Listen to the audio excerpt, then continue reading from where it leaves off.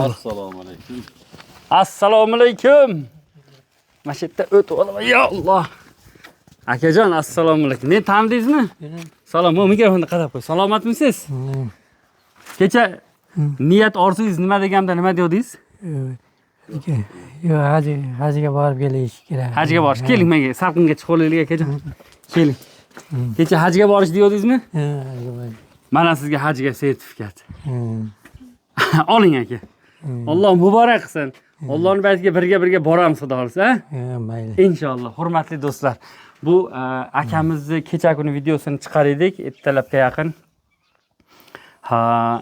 Abiddan shu xaridorlar bo'lishni boshladi. O'zimizda tumanimizdan bir hoji ukamiz bor. Aka, men oilaviy ketyapman. Bir 10 ta 12 ta odam. Shu odamni hech video ochmas edim-u, vaqtim bo'lmay tadbirkor ukamiz. Bir videoni shunda ochsam, siz bilan o'sha Avliyo akamiz chiqib qoldi.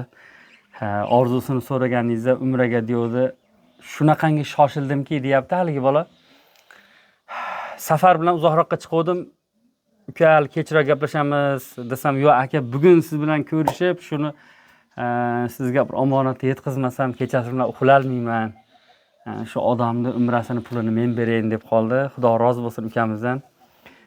Asha Allohning baytiga borganda ukamizga bir duo qilsangiz bo'ldi ekan. Alloh rozi bo'lsa bo'ldi ekan. Chunki u ukamiz hamma yo'g'i yetarli. Alloh rozi bo'lsin. Bir musofirdagi do'stimiz ham talamash chiqib qoldiki, men ham olib borayin deb. Afsus, akamiz kech qoldi, lekin Alloh savob berishda kech qolmaydi.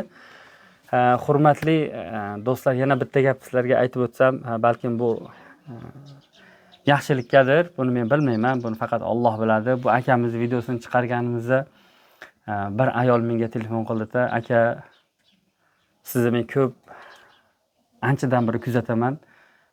Bu insonni chiqarganingizda qalbim shunaqa bo'lib ketdiki, men turmushimdan ajrashganman.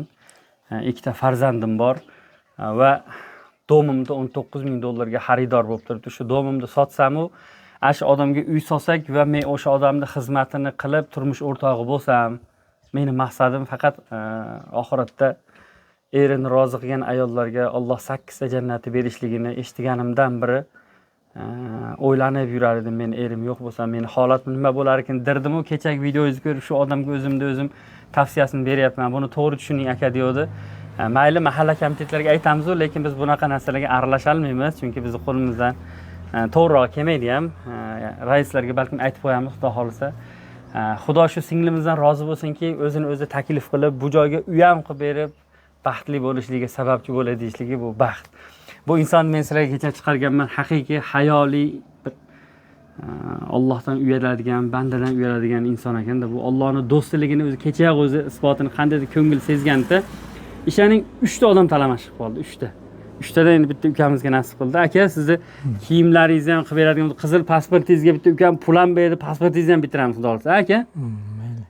Do'stlar, 10 oktyabrlarga xudo xolisa 10 oktyabrlarga akam bilan birga ketamiz, kuzatib boringlar. Hammalarning Alloh rozi bo'lsin. Butun xalqni bir duo qilib bering. Mana shu umraga pul bergan ukamni ham duo qiling. Amin. Ilohim.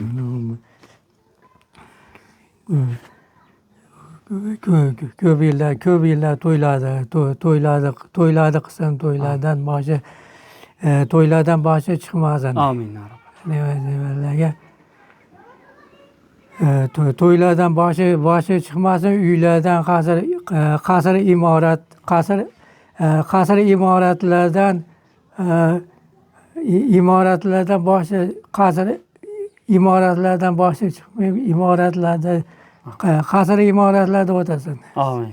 Biz ham yaxshi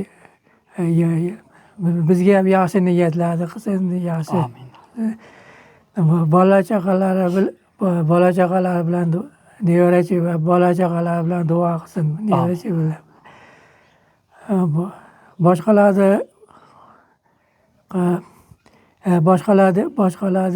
boshqalarni ham duosi tegsin bizga. Amin. Alloh aytganingiz. Yaxshi niyatlarga qo'shildik hammamiz. Alloh. Va aka, muborak bo'lsin. Alloh bo'lsin. Yaxshi borib keling. Xudo xolisa birga xizmatingizni qilamiz, ha? Inshaalloh. Mana. Alloh mukofoti rost bo'lsin. Mana mikrofonni olaman. Yaxshi qoling akajon, salomat bo'ling. Xo'p. Bo'pti aka, xo'p. endi eshitim